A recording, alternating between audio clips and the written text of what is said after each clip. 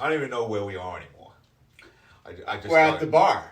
But it's like, with the way things go, we got Halloween, end of elections, freaking normal episodes, bonus episodes, crazy episodes, spilling episodes, dressed up episodes, camping episodes. Your house, right? Get crazy. Yeah. Get it crazy. And I think depending on how this particular evening goes, there will be several releases of us looking like this, and perhaps in a deteriorating condition. Perhaps. I think we're going to push the limits tonight. Yeah, it's time to bank some episodes. It is currently the first week of November, and we're filming for a little bit tonight because we do take the COVID thing seriously, and hopefully you've paid attention to know that this house is tested on a weekly basis, and Mal's got a pretty consistent circumstance as well, and so we trust each other to not take risks. So there we are. It's a regular episode night, Mal. Yep, it is. It's a regular episode that we're going to do. And just to reiterate what Colin says, we are dealing with a situation which we have no control over. And obviously, I would love to see my friend at the end of this. So for us to be healthy and safe and sound, so we can continue this well into our 70s. Yep. Which I think we have calculated, that's how long it's going to take. Especially with the Whisky Fairy, that's right. Especially with the Whisky Fairy. We take this COVID-19 very seriously, as you should too. And what we're going to try to do the next maybe couple of weeks as we consider the situation is bank a few episodes maybe. Yeah, bank maybe a couple of months worth of episodes. So just in case. And so that we can then, retreat's a funny word, but so that we can sort of go home and ride out some storm. Right out the storm. That's right. That's right. And this is one of those things where I think you guys will get the added bonus of watching us drink a few rounds. Deteriorate?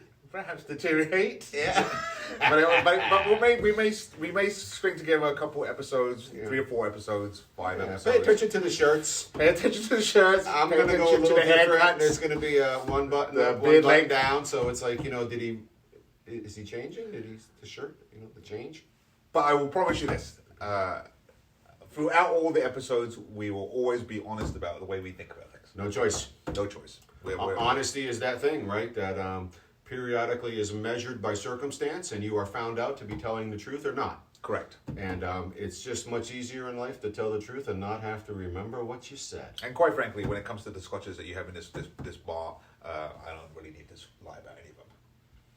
No. I think that we're more than willing to give a thumbs up in an escalated sense, or a thumbs up in a general sense, or that really didn't ring my bell. No, and there is definitely going to be a couple in here that. But then again, I shouldn't actually say that. I'm going to retract all of that because I've been pleasantly surprised by things that have been very worrying to my palate so far.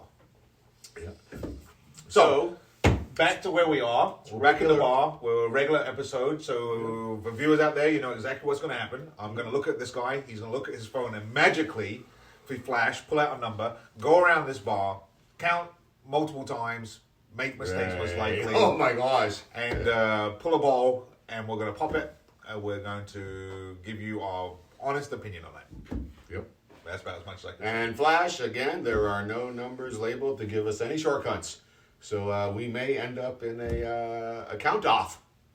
I will tell you this, Flash, and I ask you, as my friend Teapot would say, sincerely, you need to get up here. You can't come now. But not now. But when things get normalized, you need to get up here so you can number this bar. Oh my gosh. That's the last thing we need is Flash drawn all over the bar with a Sharpie.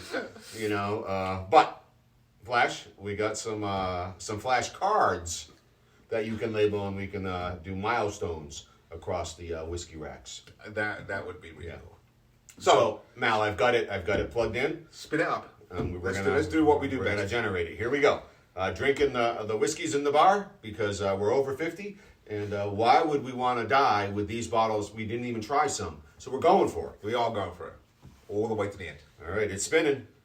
All right, so it's 2:22. Ooh. So what that tells me is that we're probably in the snooker room, but I'm going to do a little bit of thinking. I believe This is 144, but as a result of this bottle being missing, because that's a 143, and I know you might be like, yeah, but do you really count the Perpetuum from last time? Well, you'll see the Perpetuum is gone. It has been moved to the open rack, and we put up a new Ardbeg up top. So we're going to go for a 143, and we're going to come around the corner, and we're just going to see where we're at to get to 222. I don't know. So 143. Camera, I'm sure, will catch up. All right. 2, 4, 6, 8, 10, 53, 63, 73, 83, 93. 93, Malcolm. See, if Flash was here, he would say 193 plus 18. So 193 plus 20. Just to have it numbered. 213 minus 2. 212. We're going for 10 more in the snooker room. This is okay. I'm on target. 10. The World Whiskeys. The Open Whiskeys. Plus 10. Oh. 1, 2, 3, 4, 5, 6, 7, 8. Oh. 9, 10. There's a little story behind this one. This rack that holds these bottles. I was at a wedding in Maine, and I had at a country club, and I alerted the bartender that they would either arrange a purchase, a sale of this to me, or when they came to open the bar the next day, it was just going to be missing. And so they worked a bargain with me, and I was able to take this home. We can tell the stories of these two racks at some point, but that's this one. And so this is this bottle. This is a distiller's edition of an Islay. I think I've got some more information on the label. It's a Lagavulin. So, yay! If you were able to hear Malcolm's deep nasal inhale, it was a quiet resignation of what he expects is coming, but we don't know for sure what he'll experience. Correct. This is a double matured. Okay, so we're going to do a little math here. So this is distilled in 1997, bottled in 2013. So that's 13 years plus 3. So this is a 16-year-old Lagavulin, but not their traditional 16-year-old labeling that many of you would be familiar with. And it's a lot darker. This is a distiller's edition, a double matured Lagavulin. Boy, we have no information. Looks like the town that Lagavulin in is known as Port Ellen. Port Ellen, Mal, is a mothballed distillery. I think maybe even completely closed, only releasing single casks now and then of leftover storage from back in the day. Considered a rare, unique, and very expensive whiskey that any long-term, higher-end drinker of Scotch whiskeys would like to have said they've had a Port Ellen. Brura as well, be another one of those whiskeys that is only leftover stocks. But anyway, the town of Port Ellen, not relevant to the Lagavulin Islay, 16-year-old, double matured, single malt. Let's see if we get an alcohol here. 43%. Mal says looks dark. We'll recall the green bottle Of the Ardbeg, Yep, thinking that it was going to be a dark. I picked clear. and it was clear. Here we have a brown bottle. Yeah. So I'm wondering how much of the bottle Is influencing the color. yeah, good word, influencing the color. So the Lagavulin. Let's look in a book, Mal. We should find something about Lagavulin. Who's that guy? That would be Who's That Girl? And I believe that was That guy That who was wears Rudnick. sweaters, who is he has a wood shop. He's a television guy. He sits by a roasting fire at times with a glass of Lagavulin. He's an actor. I have found it already in my head. I actually have one of his trays from his wood shops. Interestingly enough, directly connected to that wedding in Maine that we were discussing a few minutes ago. I was the officiant of the ceremony, and it was the groom's gift for my role in the wedding. Really? Yeah. So I have a Offerman from the Offerman Wood Shop. Oh, yeah, the Nick Offerman Wood Shop. I have one of his gentleman's trays with 2 bays for your wallet or your money clip or your paper clips or whatever you put in there. But it's there's a word. Caddy's not the right 16, word. Right? So this isn't the traditional 16. No, but it's the 16. 40 Double matured, Distillers Yeah. Edition, right there. Yeah. So this is a different release. This is the 1979, but this is something they do. This Wait, is did you just say that you had something to do with that wedding up in Maine? was the officiant. Yeah. Yeah, Really? yeah. I read the vows, not the vows, the vows. Right, I pronounce you man and wife. That was my job. I wore my paisley purple paisley, I got from Prince. Remember, Prince up at Paisley Park in Minnesota? Let's roll this back. You know We that talking story. about the golf cart? The golf cart incident. That was you? I wasn't, not in the golf cart. No, but that was you who did that one? Yeah. Oh, that must have been a good one then. 'Cause I don't remember you I don't remember you doing that. I have the keys to that golf cart. You hear that? Is that golf cart? Yeah, that's that golf cart. I've been doing some work in the bar, and that's an air compressor. And if you can pick up on that, because I got a small leak in my air compressor, and what are you gonna do? So it's on. Oh my gosh, look at that! It's the keys to I that love the golf staff cart. that you've employed here. Yeah. They're right on top of things. Yeah. They keep everything going on, and they give us information. This is probably evidence of a crime. A little one. But we've talked about that this Wasn't there bar. a tablecloth as well? The scarf? This bar is like the clubhouse, right? It's the yearbook of not only my life but the friend group, Yeah. right, of our past. And so there's That the was a from classic. the golf But you cart. really officiated that?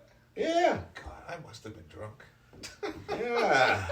Well, I think I did bring about 24 bottles of Scotch. Like I said, I think I must have been drunk. I do remember rating the. Somebody the was a bottle little before. more impaired than me. Yes, but that's a And story. This is That's a story. There for is some, not video, but photographic evidence of the. I think it was like you'd see this type of thing. Oh, get it! Who was it? Who was it? See if you know. You know. Road hard. Who drove like that? And that would be Mr. Magoo. Mr. Magoo. Is that a rock up ahead? You know what would be great though? I wish I could blame it on glasses, but it was nothing to do with glasses. Glasses. That is true, my friend. That is true. Great wedding, Yeah. great area, Yeah, fantastic. all true. Lagavulin. But you really did a fish it? Wow, man, I don't remember that at all. So we'll remember that this book goes back to the early mid-90s, but recent shortages of Lagavulin date back to a period 16 years ago when the distillery was closed for some time for repairs and renewal. Okay? So oftentimes these places, are they have a singular task. And when that task, there needs to be some updating or some upkeep, it really shuts the whole operation down. In those days, Lagavulin worked only 2 days a week. Today, it cannot produce enough to meet anticipated demand. That's crazy. And that's that idea that in order to release a 16-year-old, you have to produce enough today to put in your barrels, and you have to wait 16 years. And so there's this whole idea of your warehouses and your capacity for storage and getting the casks that you're looking for. And so, crazy is a good word, but, you do the math in terms of what's needed for global consumption and the aging process, again, a minimum of 3 years, but clearly whiskeys go 8, 9, 10, 16, 21, 40, 50 years I think in casks. what would be cool, and for a later episode, maybe one of our round tables is like, to actually go in to see what is the running distillery? Are they just random? Are they just literally just making one every year, and those years they can push it out? It'd be interesting to see how that works, because if those guys can't keep up with demand, and though this book is old, so this information Correct. is a bit outdated, but it just shows the industry. So one of the things that I'm going to mention here, Lagavulin, right, is the pronunciation, means the hollow where the mill is. So we talked about Auchentoshan being in the corner of the field. Right, and so Lagavulin, and this is news to me, the hollow where the mill is. In a holler, right, in Appalachian pronunciation, a holler is sort of, a meeting of where the waters come together, and it sort of runs your mill house, it runs your sawmill, right? And it says here, the distillery's water arrives by way of a fast-flowing stream that no doubt picks up plenty of peat on the way there. And so the Islay is an island on the west coast of Scotland, well known for its peaty whiskies. yes, And so oftentimes the peat comes by way of the smoking of the grains using peat as the fuel. But they're suggesting here that Lagavulin has an extra quality of peat just by the water source. which is where it's running from, Yep. or running through. The maturation warehouses, where they store their casks until release, are battered by the sea, and they have their own jetty. So we talked a little bit about the Ardbeg, that the warehouse is something you will see from the sea. Yep, when we the mentioned, white warehouse with the name on right, it. and Lagavulin is pretty similar in terms of their storage. So the book references a 1979 double matured distillers edition, and though this is a 1997, let's just take a look what it says. Color, orange sandstone, so we'll take a look. Nose, fresh attack. Fresh attack. Comma, fresh attack. Fresh attack. With hints of pear, tar, sulfur, salt, smoothed with beeswax. Body full and syrupy. Palate, rich and extremely sweet, then smoky, becoming medicinal and eventually seaweedy. Finish, pepper, salt, sand. What it loses in distillery character, it gains in a different dimension of distinctiveness. And so again, this is a completely different release of the same series, the double matured distillers edition. So this is a conversation about the 79. We have the inverse, almost really, in the 97. That's what we know. All right. Okay, and Nick Offerman recommends drinking it in a sweater by a crackling fire, Which we don't have. which we don't have. Because one, it's rather warm. The in New weather England at has the moment in shifted, yes. time. It was a gorgeous 70 degrees out today. So there's no fire going. Well, So there's no fire Maybe going. outside. Yeah, but in here, the temperature is very comfortable. So we've often reflected that these whiskeys traditionally are suited a little more to cooler weather. So we're going to find out how this goes. All right. I've been looking forward to trying this one, though.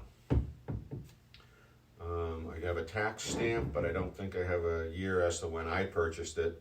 But 2013, so I bet I probably got this in 13 or 14. It's probably been around here for a while. I would like to say the same thing, but unfortunately, when I hear certain names, I am in full intrepidation of being like, wow. Cut my fingernails today, everybody. Having a little trouble with the foil seal, but we've got not quite it. Yep. However, the Ardbeg was rather good. So I can only just pray and hope that this is right up there with it. All right. Right, it was surprising. Yes. I think we're going to get a traditional Isla right now. Oh, just looking at it. Here we go.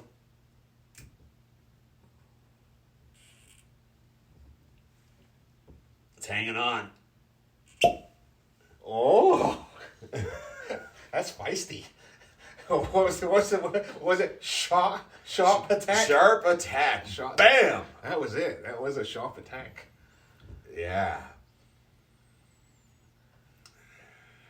I can see your eyes glaze over. You know, I'm not turned off by the traditional flavors of the Lagavulin. I think in many times you appreciate a whiskey for what it is, not always for what you're hoping it would be. Definitely smell the smoke on that. And this is very much the nose of a Lagavulin. This, I would say, is... I can pick it up from here. Yeah, I think we did this. We beat it to death the last time with the Ardbeg. Color test.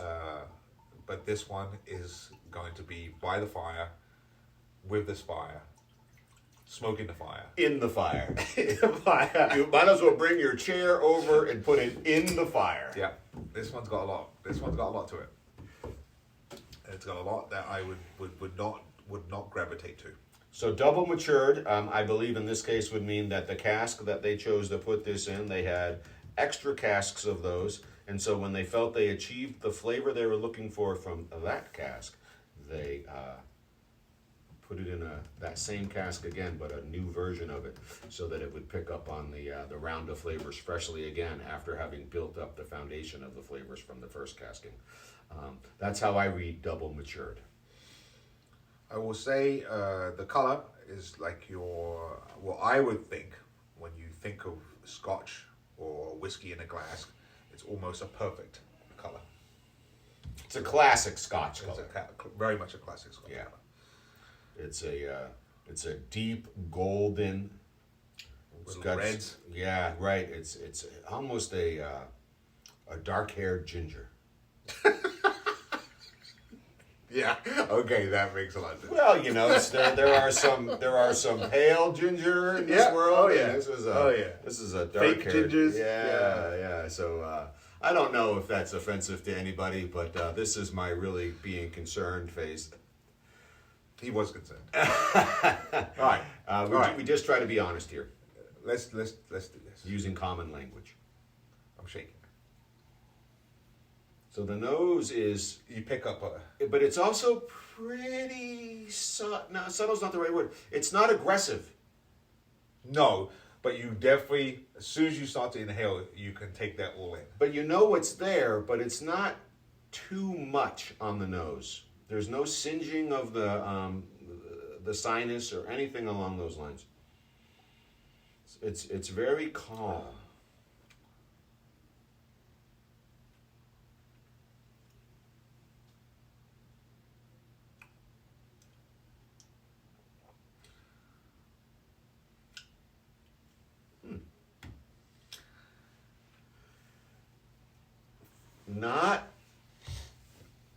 Not what I expected.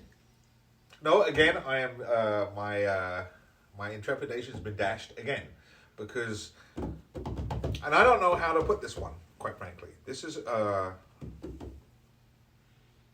there is a lot of smoke to it. There is a fair amount of smoke. I'll agree, and it lingers to the very end. There's a good warming quality to it. My throat is warm. I can definitely be like, ooh, I felt that going down. But not in an overpowering way. No, certainly I would not say it's medicinal or burning or anything like that. The weird thing about this is the way this is broken up. And I don't know how I'm going to describe this to people because it doesn't make any sense to me. You start off with this shallow, smoky, sea tasting drink. It then spikes, and you get a burst of sweetness, and then it just rolls into this smoky, peaty, I'm going to actually say delicious, rich taste. That's where I'm going to put this. So we were drinking the Ardbeg Perpetuum, and we wound up at chocolate cake. Correct. Like a bitter chocolate cake, Yes. right? I'm over here in full agreement with your description, and I'm looking for what is the chocolate cake in this whiskey. And it's not a chocolate cake. It's a real deep pear or apple. Some sort of deep fruit, right? In that spike. That is right. That's the sweetness. It's this deep fruity sweetness that doesn't scream the fruit, but that it clearly isn't a chocolate or a vanilla Nope. or for me, or a butterscotch. The sweetness really seems to be in this like Pear. right, this like I don't think candy's the right word. Like this like perfect dark pear. Like, a golden pear, not a green pear, a golden pear with all that smokiness all over it. And again, but don't be confused. I don't think that smokiness is like, coming out my ears or my nose. It's not unpleasant. There's no like, right? It is just like a really nice glass of whiskey. To roll back to another drink we did, which was the Old Porty, which for me, that's like now my baseline for what we're doing. That truly was a journey, and it had many stops as you got to the end of it. This one is very hard to decipher. This one is a little bit like It's syrupy. Do you agree with the syrup? Yeah, and as much as I don't want to like it because of where it's from. Right. Oh yeah, no way, not going to enjoy this. Not going to happen. I'm out. Yeah. This is actually rather enjoyable. And it's not complex, but there's enough to it to make you be like, you know what? I'm not quite sure what I like about this, but there's something in there that I'm really enjoying. I think there's an element, Malcolm, of it's not what we expected, and so that we're pleasantly surprised, and not that what we would have expected would have been poor quality, because it wouldn't have been.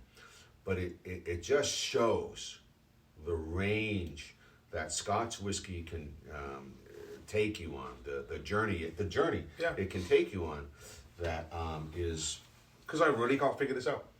it's got this. I don't even know what pear is, right? I mean, I know orange is citrus. I don't even know what pear is. It's fruit. It's got this real dark, deep fruit experience that's hard to label because it's enveloped in this smoky veil that isn't overpowering. No, and that's what makes this a little bit like of a conundrum, because I really, like I said, it's not my area of Scotland I would go and buy a Scotch from. Obviously, the name itself, you know it, you've Right. heard of it, you realize what it is. But as much as I want to say, hey, you know what? I don't really want to enjoy this. This is really enjoyable. This is, yeah. and but like we've discussed, I cannot figure out why, because I can't figure out what it is about it, and it's odd. It is really, really odd, but it's really a good drink, and it covers a lot of boxes. It covers the warmth. You get that warmth. You have that smokiness. You have a lot of taste to it. It's not a boring dram. No. To put it mildly. It ends so quietly, and I think maybe that's some of it. Is it ends so quietly That you want to go back again. It doesn't leave you with anything that's like overpowering or memorable in the sense of, oh right, remember that one, right? It's just like it's very pleasant. For an Isla. And again, I'm not knocking an Isla, but when we think of traditional Isla releases, we think of something that has more in your face. More. Right, in your senses. More, I'm going to make you feel this. This is really approaching your senses, really from a volume that gets turned up. But gradually. And then turned right back down. Maybe not. It doesn't start at an 11. I don't think it ever gets to 11. No, it goes up to 7 and goes right back down. It's very nice whiskey. The 1997 Lagavulin, batch number 4/502. So I don't believe that is bottle 4 of 502. I think there were more of these released. But it's batch 4/502, released in 2013. 43% alcohol, very smooth. Yeah, and I just put cold water in. One, because my ice is melted. And even that is just really just done at a... I'm not even going to do anything. Just done... It's maybe mellowed out a little bit. Maybe, a little cooler. But it really is. I've still got that same break. I start off with this ease into, you know what? This is going to be a smoky trip down memory lane. And then there's this spike of sweetness, and then it's freaking poof, back to the smoke. And back to 0 to 7, back to 3, because you had a drink. Yeah. So That's good. that's the Lagavulin Double Mature Distillers Edition, 1997, bottled in 2013.